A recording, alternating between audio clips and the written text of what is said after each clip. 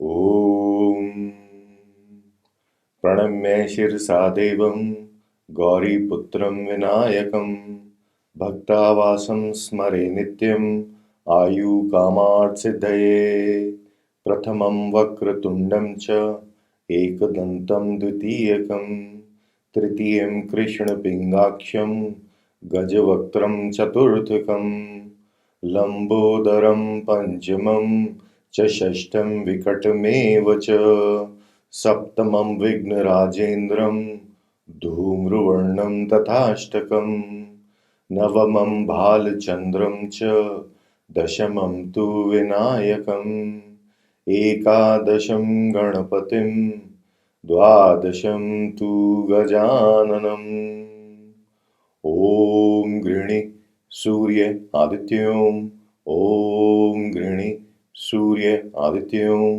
ॐ गृणी सूर्य आदित्यों ॐ ह्रीं गृणी सूर्य आदित्यश्रीं ॐ ह्रीं गृणी सूर्य आदित्यश्रीं ॐ ह्रीं गृणी सूर्य आदित्यश्रीं ॐ Namaste and welcome back in this series on Arudha Lagna and Bhavpada. From this slide onwards, we will be talking about Upapada, a very important pada, very interesting pada. As an astrologer, as a consultant, you would face many questions regarding marriages, sustainability of the marriages. Even before marriage, people will contact you to know about their spouse, their future spouse, what kind of characteristics, what kind of things they can associate with the person and the family. In many cases, this information guides the native to find the right partner for him or her. And further, when the marriage has taken place, all the complexities of the marriage, all the difficulties and the pleasures of the marriage, the sustainability of the marriage, the health of the spouse, all these things can also be seen from Upapada. I believe we have done some video lectures on this, and they were summarized video lessons based on the teachings of Mahirshis and my understanding. So, in this particular section, we will be taking shlokas from both the Shastras, Brihat Parashara and Jaimini Sutra, and we will be analyzing the results. I will be explaining all those shlokas with best of my abilities. Always remember the information given in Brihat Parashara and Jaimini Sutra is very coherent. Sometimes there is some difference here and there. But Maharishi Parashara has also covered all those things in very great detail in Brihat Parashara that are discussed by Maharishi Jaimini. So let's take the shlokas from both the Shastras and see the results given by the Maharishi, what he's trying to explain to us.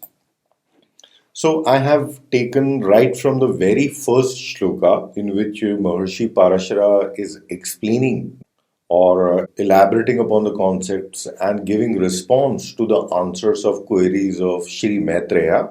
Maitreya was the student of Shri Parashara, Maharishi Parashara, and Shri Maitreya is asking questions and Maharishi Parashara is responding.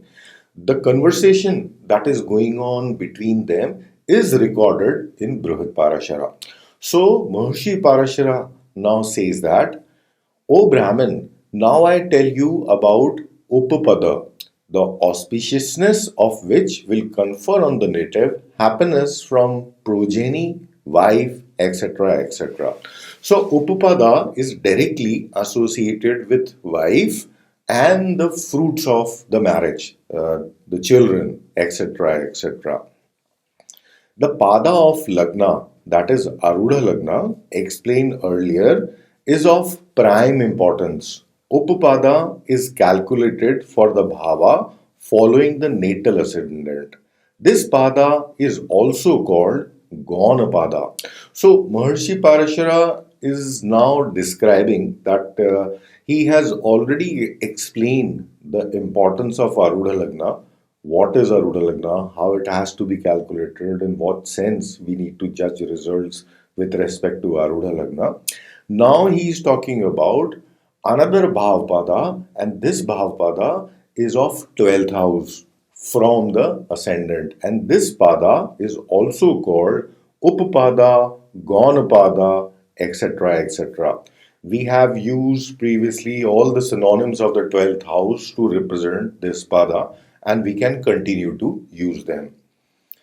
So, this Gaunapada is of very great importance after Arudha Lagna. And of course, in the legal system, in many countries, the spouse, the legitimate spouse of a person, can represent his or her spouse in all capacities, in with respect to legality as well, with respect to social obligations, with respect to other things that somebody does in the society or family, etc., etc.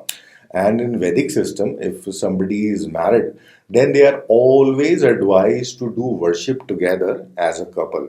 So this is a very important Bhavpada, somebody who can take our place in the society when we are not able to do something. We may be ill, we may be away, we may not be available because of some other reasons. There may be some other difficult reasons that we are unavailable.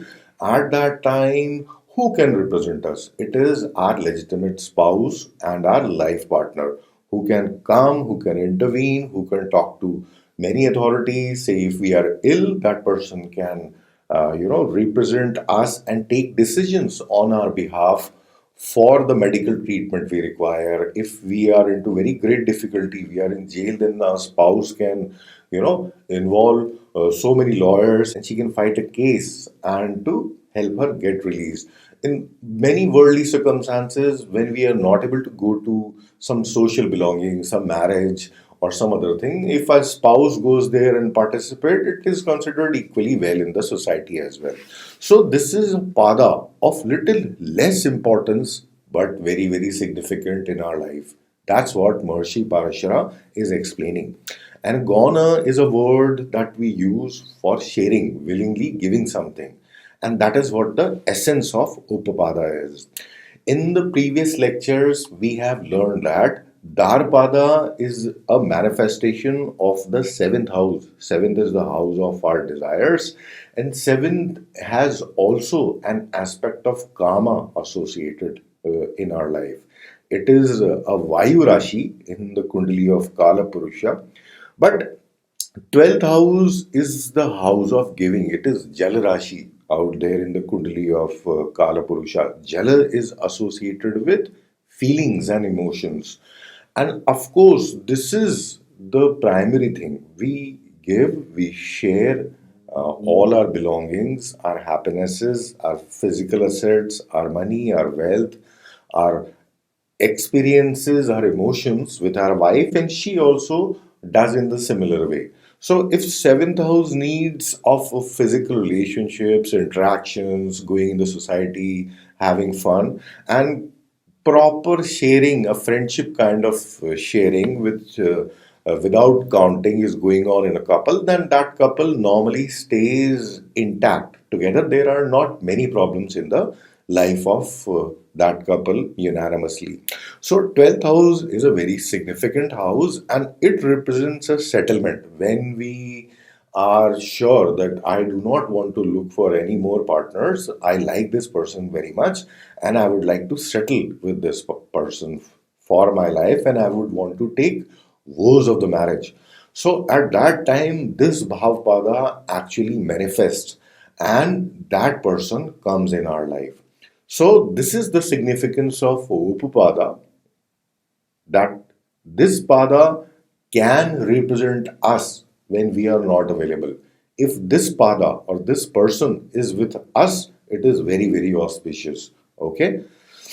So let's move on to the next shloka and try to analyze how Maharishi is explaining things, what kind of circumstances he is generating or talking in a particular shloka, and what kind of results he is elaborating. So, depending upon these two things, we will infer many things from this shloka, and I will keep on adding as per my abilities. If Upapada is conjoined or aspected by a benefic planet, one will obtain full happiness from children and spouse. This is the first statement. So, Maharshi Parashara and of course, Maharishi Jaimini also has shlokas, and they have almost similar kind of shlokas. So let's get to the point. Point is, say Upapada is present in this bhava in the fourth house. So if a benefic planet is present in this bhava or in this sign, then it confers happiness from spouse. Another circumstances he is talking about is that even if a planet is not present, even if a benefic planet is not present in the Upapada, and that planet is having Rashi Drishti on this sign or this house, then also it is very good. Benefic present in the sign of Upapada or benefic aspecting that sign where Upapada is, both things are auspicious and both things are good.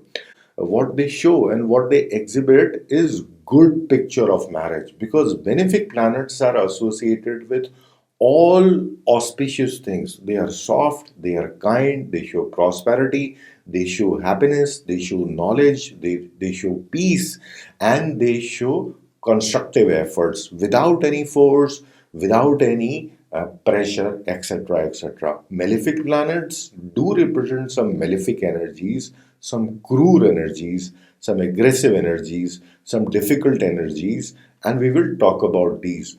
Many general concepts that we have discussed previously regarding the Naisargic Karaka of the planet, all things will hold completely good in all this analysis. So, Upapada should be associated with a benefic. For the moment, our limits of association, as described by Maharishi, are placement of a benefic in the Upapada and aspect of a natural benefic planet on the Upapada. We should always remember moon nearby Amavasya and 5 days minus and plus is considered malefic, and Mercury, when he is closely conjoined a malefic planet, he is considered pure malefic planet.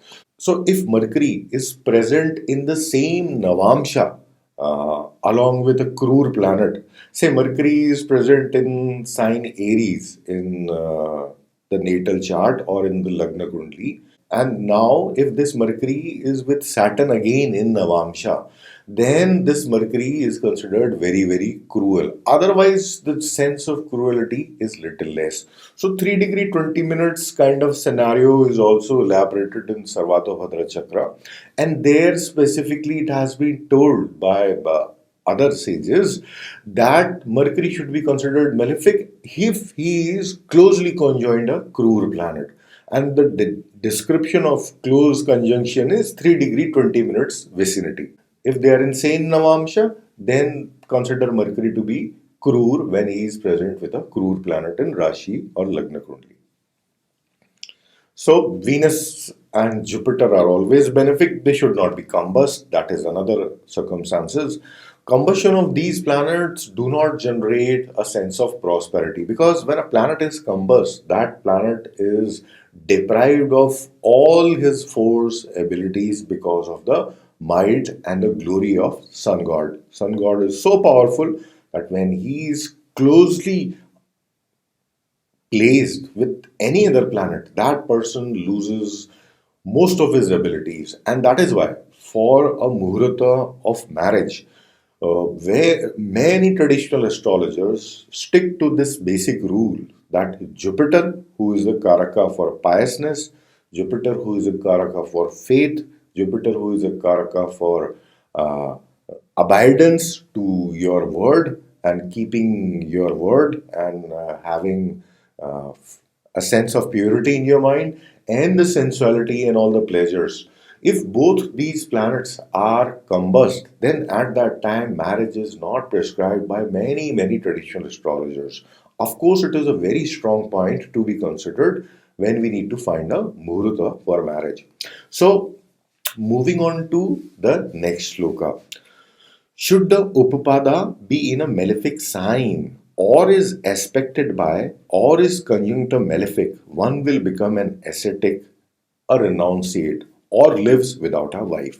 So he now has introduced malefic planets and he is now giving many conditions with respect to how malefic can be associated with Upapada. So first thing he has told is that if that sign is malefic, it means lorded by a cruel planet.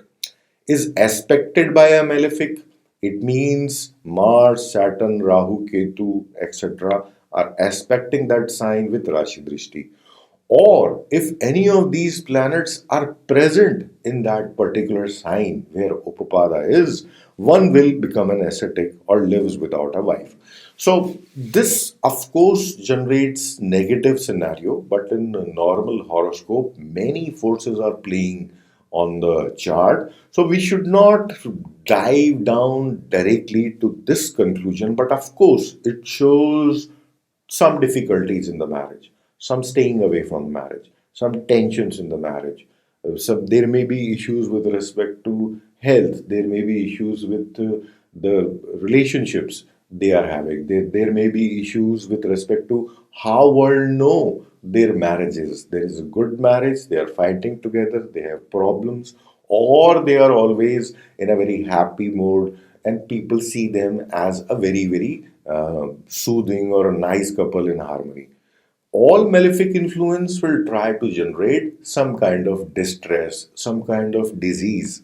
That's what we should confer or infer at this moment. He is building up the scenario, let him build up. When the entire picture will be there in front of us, we will conclude again. Okay, so first thing he has told us is that benefic influence is good, malefic influence is bad.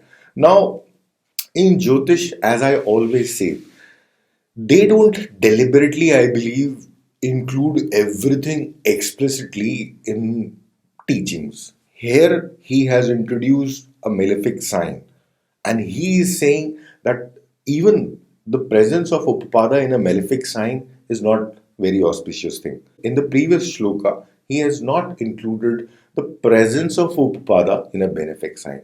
So now it is common sense that we should also see the kind of sign. Say somebody has got Upapada in the sign of Jupiter, plus point, and somebody has Mars in that sign, negative point. So, in this complete analysis, we will keep all the positive things on one side, we will place all the negative things on one side, and that's what the seesaw is. That's what we have to judge. If one side is tilted very heavily, then of course we need to pronounce negative results with respect to this Bhavpada analysis of Upapada. And if something is very tilted towards the positive side, it means all benefic planets are influencing, benefics are present, second house has got strong planet, etc., then it will be all positive and auspicious results. But normally in the lives of most of the people there is a seesaw. Sometimes there are good times, sometimes there are difficult times, sometimes they are chaos, sometimes they are separation, people go for another marriage, that also breaks. It all depends upon the circumstances present in the chart. So that's what the gist of this slide is. We have made our fundamentals strong. That benefic influence on the sign of Upapada is good, malefic influence is bad. What influences? He has explained it out here. So this is the same shloka we have seen in the previous slide. I have included it because a continuation to this shloka is going on in the Brihat Parashara. If in the said circumstances, which circumstances? These circumstances. If in the said circumstances there be a benefic aspect or conjunction, the deprival of spouse will not come to pass. Native will not destroy the spouse. So now he has given us a conclusive result that influence of natural benefic planets will help soothe the situation, will give good, positive, prosperous results. and native will not renounce the spouse. There will be considerable less difficulties, troubles, tensions, etc., in the marriage if benefic is placed, aspecting, in spite of the presence of malefics. So, contribution from benefics will intervene very positively, and that's what the sense of this shloka is. The sun, if in exaltation or friendly sign, is not malefic in this context. He is malefic if in debility or an enemy sign. So, this is a very strong statement, and this statement separates Suryadev from other Kurura planets. We know the nature of Suryadev that he is a Sattva Guna planet. He is a Karaka for Lagna, 10th house, and 9th house. For Lagna, he gives us health, the vitality we require, the courage we require to face any difficult problem. Okay. With respect to 10th house, he gives us leadership work. He allows us to become a king in society. Uh, Please do not stick to the subjective definition of a king. Anybody who is working with full authority and control in particular department is equivalent to a king, somebody who is leading something. So, presence of sun in the 10th house in auspicious signs, or for the lagnas where sun is a good lord, say trinal lord or quadrant lord, etc., in all those places, the placement of sun in the 10th house is very, very good. He is the Karaka who gives us work, and in the 10th house, he promotes leadership. Okay, 5th house is also very good. Now coming to the ninth house is the house of dharma, and what we know is ninth house has got two bhav karakas. One is Devguru Brihaspati, and second is Suryadev. So both these planets, either the government, the priest, or the judges, etc., they can bring about marriage. Marriage is an institution which is required to keep the civilized world in good form, good shape. So there are feelings, there are associations, there are relationships among people, and they find a sense of unity, a bond, a binding among themselves. And people have good feelings in the heart. So when you get married to somebody, you get married to that person with good positive energies. You take vows to take care of that person as long as it takes, and no matter what the circumstances are. Okay, it is not a business deal or likability deal, etc., by definition.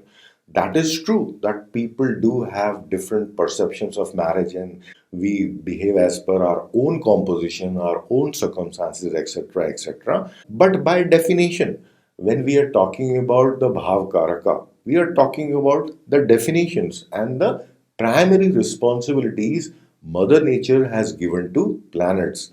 Like Suryadev has the primary responsibility of giving us wealth, giving us resources, giving us vitality, being an Agni Tattva planet, and of course giving us lot of resources, even give us kingdom. He is the Karaka for Raj Yogas. In the similar manner, Suryadev, a king, has the responsibility to follow the dharma for the society, to give good judgment for the society, so that all can live peacefully. That is why Suryadev is Karaka for the ninth house. And ninth house is the bhava of, we can say, a certification that some authority has approved it. If a priest gets her marriage done, it is approved. If you go in the government office and follow the guidelines and get married in the government office, then also it is approved. Okay. So Suryadev, with respect to marriage, is almost never a negative planet until he is into debility, or if he is very, very weak, then sun is not able to contribute with his real abilities, and that is the time when sun becomes bad for marriage. For the moment, Suryadev is into exaltation. He is into Ashwini Nakshatra. So all the positive and the constructive energies of Suryadev is there in the cosmos for the moment. Okay. So fortunately, we are covering this, and we can elaborate upon the glory of sun god. He is the most powerful planet in all this hierarchy. And in different techniques, say for example in Sarvatobhadra Chakra, we get to see his capacity to influence. Uh, and that is where we realize how much power he has been given for deciding upon the results, for giving us the things. If king does not want us to work, we will not get work. If sun god does not give resources to mother earth, then we will not get resources. All the resources that are present on earth and they keep on growing for us are because of sun. Sunlight comes and we have all kind of vegetation. We humans can live. Even the natural resources in the Mother Earth has some temperature and pressure conditions which are generated by the closest star for our planet, and that is sun god. So sun, if is in an exaltation or friendly sign, is not a malefic planet in this context. He is malefic in debilitation or in enemy sign. Some astrologers also consider Ketu to be positive when he is strong for marriage, because Ketu is also a karaka for lineage, for continuity of something, for a tradition, etc., etc. Saturn is also a very traditional planet, but Ketu would want to maintain the lineage of the family, and for having the lineage of a family, you need to have children from the marriage. So, in that context, for that kind of requirements, Ketu is also considered positive for marriage by many traditional astrologers. And condition for that is also Ketu should be strong. But Ketu, we know, is a cruel planet. Of course, for spirituality, it is very good. It generates the sense of vairagya in all of us. He generates the sense of feeling that this world is not stable and everything in this world is changing and things are many times manipulative. Things are many times not giving lasting happiness, and that sense is very good to live a life like a good human being.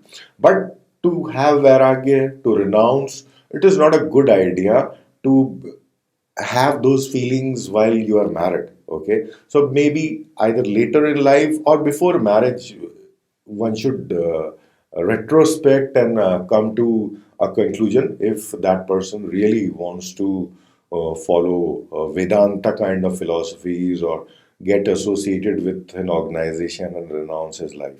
After getting married, if somebody has these feelings, then spouse of that person becomes quite troubled, and that person is into difficulty.